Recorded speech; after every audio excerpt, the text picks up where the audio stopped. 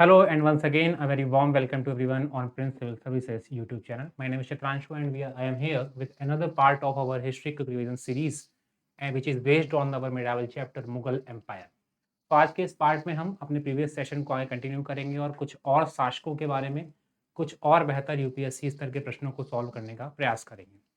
तो last session में हमने किया था अकबर और इसके बाद जहांगीर और प्लस हमने कुछ क्वेश्चन वहाँ पर शाहजहां और औरंगजेब के बारे में किए थे। आज के प्रश्न अमूमन आपके बेस्ड रहेंगे मुगल एम्पायर के डिक्लाइन पर और कुछ अदर डायमेंशंस पर, जैसे सोशल एस्पेक्ट पे भी क्वेश्चन हो सकते हैं, पॉलिटिकल तो हम पढ़ ही रहे थे, प्लस आपके इकोनॉमिक एस्पेक्ट पे भी क्वेश्चन रहेंगे। चलिए बिना किसी देरी के अपने पहले क्वेश्चन के साथ आज के सेशन को शुरू करते हैं। और पहला क्वेश्चन आपसे थोड़ा फैक्चुअल पूछा गया है, लेकिन कह सकते हैं क्वेश्चन कॉन्सेप्चुअल भी है, क्योंकि बीसीएस 2013 में क्वेश्चन पूछा गया था प्रीलिम्स एग्जामिनेशन में आपसे। और क्वेश्चन आपसे कह रहा है निम्नलिखित में से किसने जहांगीर के विरुद्ध विद्रोह किया था। तो जहांगीर के बारे में मैंने आपको काफ़ी चीज़ें लास्ट में बताई थी। जहांगीर जो अकबर का सक्सेसर बनता है आगे चलकर, उसका बड़ा बेटा था सलीम, जिसका पहले नाम था। और जब ये शासन पर बैठता है, गद्दी पर बैठता है, तो उसी समय से लेकर लगभग अंत तक उसको कई विद्रोहों का सामना करना पड़ता है। इस क्रम में जो पहला विद्रोह सामने आता है वो जहांगीर के ही बेटे, जो उसका नाम क्या था, खुसरो, इसका विद्रोह सामने आता है। कारण क्या है? जहांगीर की हरकतों से परेशान होकर जब अकबर ने एक बार के लिए खुसरो को अपना सक्सेसर नॉमिनेट कर दिया था या करने वाला था, लेकिन एट द एंड अपनी डेथ के टाइम उसने जहांगीर को एक बार फिर से नॉमिनेट कर दिया। और ऐसे में खुसरो इस बात से नाराज था और जहांगीर की गद्दी पर बैठते ही लगभग 1605 के आसपास ही खुसरो का विद्रोह देखने को उनको मिल जाता है। बाद में सिख जो गुरु थे उनकी सहायता से विद्रोह करता है, बाद में दबा दिया जाता है और पहले जहांगीर जो है खुसरो को अंधा करता है, उसके बाद उसे जान से मार दिया जाता है। तो ये कहानी है खुसरो की, तो ये आपका सही है। इसके बाद दूसरा जो मेन आता है वो है खुर्रम। ये भी जहांगीर का ही बेटा था, जो आगे चलकर शाहजहां कहलाया। ये पहले तो जहांगीर के साथ था, लेकिन एट द एंड जब नूरजहां गुट का निर्माण होता है और इसके बाद जब उनका प्रभाव बढ़ता है, तब खुर्रम भी विद्रोह करता है। तो यहाँ पर खुर्रम भी सही होगा। आशफ खां, आपको पता होगा कि जहांगीर के जो पत्नी है, उनकी जो भाई हैं वो आसफ खां हैं, नूरजहां के ब्रदर। और जो नूरजहां गुट है उसमें एक बड़ी भूमिका आसफ खां की रहती है, तो ये भी सही है आपका। और जो थर्ड ऑप्शन आपको दिया गया है महाबत खां, ये एक्चुअली में जहांगीर के सेनापति थे और पहले जहांगीर के साथ साथ थे, लेकिन बाद में इन्होंने खुसरो को खुर्रम को सपोर्ट किया, शाहजहां को सपोर्ट किया। तो ऐसे में ये भी एक सही ऑप्शन होगा। तो यहाँ पर अगर आप देखेंगे तो लगभग चारों ही ऑप्शन आपके सही हो रहे हैं। तो यहाँ पर आपका आंसर क्या होगा? D 1, 2, 3 and 4। तो चारों ही ऑप्शन आपके सही हो जाएंगे। D is the right answer. अगला क्वेश्चन देखते हैं। अगला क्वेश्चन आपसे कह रहा है मुगल साम्राज्य के पतन के संदर्भ में निम्नलिखित कथनों पर विचार कीजिए। तो अब आपको पतन पर, डिक्लाइन पर क्वेश्चन पूछा गया है और आपको बताना है कि दिए गए क्वेश्चन में 3 कथनों में कौन से कथन सही है। तो यहाँ पर पहला स्टेटमेंट आपसे कह रहा है औरंगजेब पर नादिर शाह द्वारा आक्रमण किया गया। अगर आप भारत पर आक्रमण के बारे में पढ़ेंगे तो नादिर शाह का आक्रमण 1739 में होता है और इस टाइम पर औरंगजेब की डेथ हो चुकी थी लगभग 30 साल पहले ही।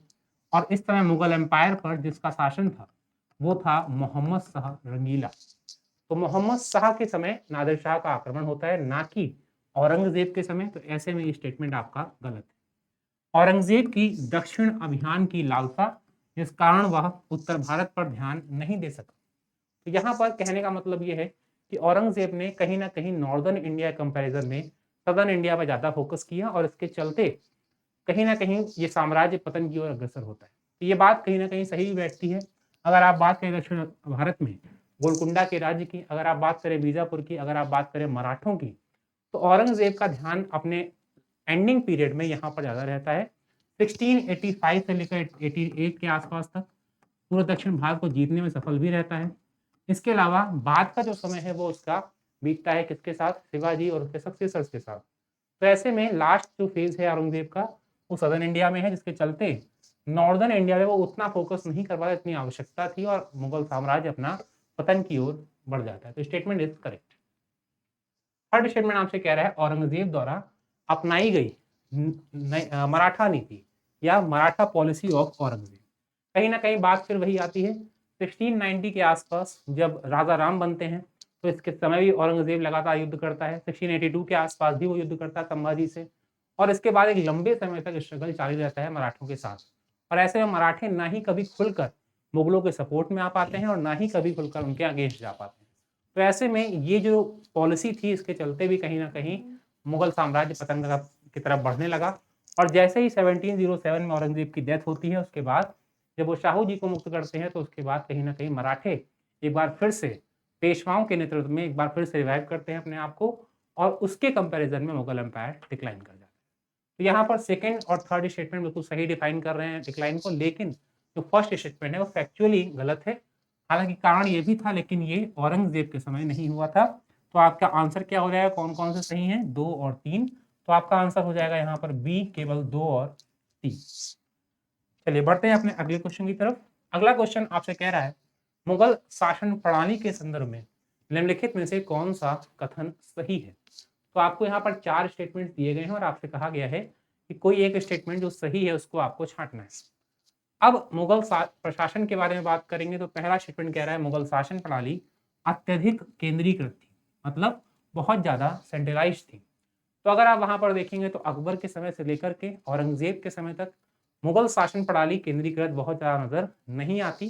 कारण क्या है कि हमारे पास कई ऐसे आप कह सकते हैं पद थे जो शासन में महत्वपूर्ण भूमिका निभाते थे, लेकिन फिर भी कंपेरेटिवली आज के समय से कंपेयर करेंगे तो कहीं ना कहीं शासन सेंट्रलाइज नजर आता है। शासक के हाथ में कहीं ज्यादा शक्तियां थी और जो वजीर वगैरह होते थे पूरी तरह शासक पर निर्भर होते थे। तो ये स्टेटमेंट आपका क्या है, करेक्ट। नंबर 2, सैन्य नेतृत्व राजपूतों के हाथ में था। तो अगर आप देखेंगे सेनापतियों वगैरह के बारे में, तो मुगल शासन व्यवस्था में सेनापति ना सिर्फ राजपूत थे, तो राजपूत शामिल जरूर थे, लेकिन सिर्फ राजपूतों के हाथ में नहीं था, बल्कि उनमें मुगल भी शामिल थे, अफगान भी शामिल थे, तुर्क भी शामिल थे और साथ साथ राजपूत भी शामिल थे। तो ये स्टेटमेंट सिर्फ राजपूतों के चलते गलत हो जाएगा।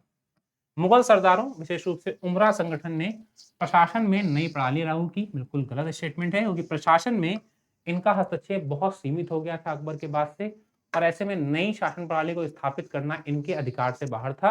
ये सिर्फ और सिर्फ शासक के हाथ में था। नंबर 4 कह रहा है आपसे औरंगजेब द्वारा छापामार पद्धति का उपयोग करना। गुरिल्ला वॉरफेयर छापामार पद्धति विशेष रूप से इसके लिए प्रसिद्ध कौन था, शिवाजी और मराठे, ना कि औरंगजेब। औरंगजेब स्वयं इससे परेशान था, और आपको पता भी होना चाहिए कि औरंगजेब की मृत्यु का एक प्रमुख कारण यहाँ की छापामार पद्धति ही थी। 1707 में औरंगाबाद में उसकी डेथ हुई थी इसी पद्धति के चलते। तो यहाँ पर ये स्टेटमेंट भी आपका गलत है। प्रश्न में कहा गया था कोई एक स्टेटमेंट सही होगा, और आपका सिर्फ पहला स्टेटमेंट कि वहां का प्रशासन बहुत ज्यादा सेंट्रलाइज था यही सही है, और यही आपका राइट आंसर भी है। तो आपका सही आंसर क्या हो जाएगा, ए हो जाएगा आपका बिल्कुल सही उत्तर। चलिए बढ़ते हैं अपने अगले प्रश्न की तरफ। अगला प्रश्न आपसे कह रहा है बर्नियर। बर्नियर के संदर्भ में निम्नलिखित कथनों में से कौन सा कथन सही नहीं है।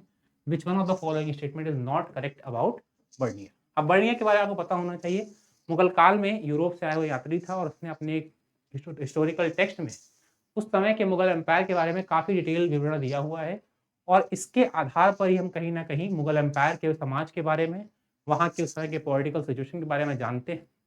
अब 4 स्टेटमेंट है और इन 4 में कोई एक स्टेटमेंट ऐसा है इसके बारे में जो गलत है, सही नहीं है, उसी को आपको निकालना है। नंबर ए आपसे कह रहा है वर्नियर ने भारत के विषय में तुलनात्मक अध्ययन किया। वर्नियर के विषय में ये बात बिल्कुल सही है। वर्नियर की जो बुक थी उसका नाम क्या था, travels in the Mughal empire.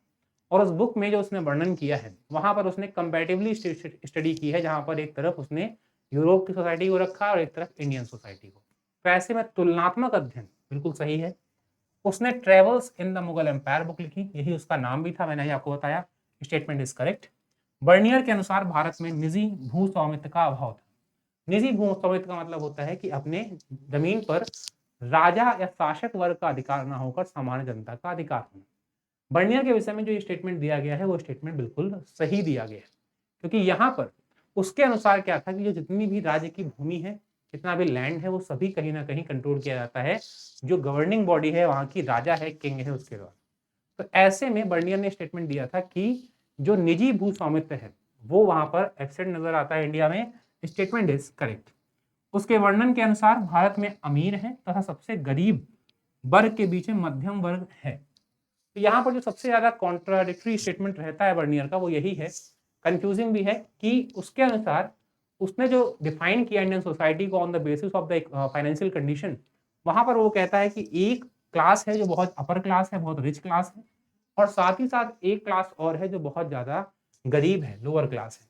लेकिन उसने किसी भी मिडिल क्लास के होने का कोई विवरण हमको नहीं दिया है और यहाँ पर ये स्टेटमेंट इसी के चलते गलत हो जाएगा कि बर्नियर डिनाई करता है इस बात को कि इंडिया में उस समय मुगल एम्पायर के समय कोई मिडिल क्लास वहाँ पर अभी एग्जिस्ट कर रही थी। तो ये स्टेटमेंट इसके चलते गलत होगा और इस अकॉर्डिंग अगर आप क्वेश्चन को आप देखेंगे तो कौन सा स्टेटमेंट सही नहीं है, सिर्फ और सिर्फ चौथा स्टेटमेंट ही इसके बारे में सही नहीं है, इसलिए इस क्वेश्चन का आंसर हो जाएगा डी। ठीक है, चलिए बढ़ते हैं अगले क्वेश्चन की तरफ। अगला क्वेश्चन आपसे कह रहा है निम्नलिखित कथनों पर आपको फिर से विचार करना है। 3 अलग स्टेटमेंट्स आपको दिए गए हैं और आपको इसे बताना है कौन से यात्री के यात्रा वृत्तांत से संबंधित है। कुल मिलाकर 3 स्टेटमेंट में आपको 3 डिस्क्रिप्शन दिए गए हैं, आपको बताना है कि इसका रिलेशन किस ट्रैवलर से है, किस फॉरेन ट्रैवलर से है। यहाँ पर पहला स्टेटमेंट क्या कह रहा है, कृषि योग्य भूमि का एक बड़ा हिस्सा श्रमिकों के अभाव में कृषि विहीन रह गया। नंबर 2 कह रहा है शिल्पकारों को अपने उत्पादों को बेहतर बनाने के लिए राज्य द्वारा प्रोत्साहन नहीं मिलता था। और नंबर 3 कह रहा है बंगाल का विशाल राज्य रेशम, कपास और नील के मामले में मिस्र से आगे था। अब तीनों स्टेटमेंट को अगर आप देखेंगे, एनालाइज करेंगे तो आपको आंसर जो मिलेगा वो वही मिलेगा जो हम लास्ट क्वेश्चन में डिस्कस कर रहे हैं। ये तीनों ही चीजें आपको मेंशन मिलेंगी बर्नियर की book travel in the Mughal empire में। और यहाँ पर ये तीनों स्टेटमेंट बिलोंग करते हैं बर्नियर से और आपका सही आंसर भी क्या हो जाएगा, सी बर्नियर। बहुत सिंपल क्वेश्चन है, अगर आपको इसके विवरण के बारे में पढ़ा होगा तो आप इजीली आइडेंटिफाई कर लेंगे कि ये रिलेटेड किससे है। चलिए बढ़ते हैं आज के अगले क्वेश्चन की तरफ और अगला क्वेश्चन आपकी स्क्रीन पर है और यहाँ पर आपसे पूछा गया है कि अबुल फजल द्वारा लिखी गई आईने अकबरी के लेखन का मुख्य उद्देश्य क्या था, मेन एम क्या था इस आईने अकबरी को लिखने का। जैसा कि आपने पढ़ा होगा Aaine Akbari is kind of biography of Akbar written by Abul Fazl. It's a simple statement, लेकिन प्रॉब्लम क्या है कि बायोग्राफी लिखना तो कई लोग लिखते हैं, लेकिन कई तरह की बायोग्राफी अकबर के बारे में है। लेकिन प्रॉब्लम क्या है कि मेन थीम इस आईने अकबरी की क्या है, क्या दिखाना चाहते हैं। तो यहाँ पर 4 स्टेटमेंट है, इसमें एक सही है। कौन सा, जमींदार और शासक वर्ग के संबंधों को बताना। तो मेनली ये इकोनॉमिक वास्ते बुक नहीं लिखी गई है, इसलिए सही नहीं होगा। साम्राज्य का एक ऐसा खाका पेश करना, एक तस्वीर पेश करना जहां पर मजबूत सत्ताधारी वर्ग सामाजिक मेलजोल बनाकर रहता है। तो वास्तव में यहाँ पर इसी चीज को डिफाइन करने की कोशिश की गई है। ये दिखाने का प्रयास किया गया है किस तरह एक शासक के रूप में अकबर अपनी सामान्य जनता के साथ जुड़ा हुआ है और मेलजोल बनाकर एक समाज के रूप में वो रह रहा है। तो यहाँ पर ये स्टेटमेंट सही है। मुगल राजधानी से दूर के इलाकों पर मुगल सम्राटों ने नियंत्रण स्थापित और नियमित कर वसूली की, ऐसा कुछ नहीं है। यहाँ पर अकबर के मजबूत सैन्यतंत्र और विशाल साम्राज्य का विवरण देना, ऐसा भी नहीं है। तो यहाँ पर सबसे सही स्टेटमेंट जो आपका बैठ रहा है वो आपका कौन सा है, बी, जिसमें डिफाइन कराया गया है कि जो शासक है, जो रूलर है वहां का, वो किस तरह से जनता के एक बड़े हिस्से के साथ मिल करके रह रहा है सोसाइटी के रूप में और सामाजिक जो मेलजोल है वो बहुत अच्छा बना हुआ है। तो ये इस प्रश्न का आंसर क्या हो जाएगा, बी हो जाएगा इस प्रश्न का सही। तो ये था आपके आज के सेशन का लास्ट क्वेश्चन। आई होप आपने काफी नई चीजें सीखी होंगी।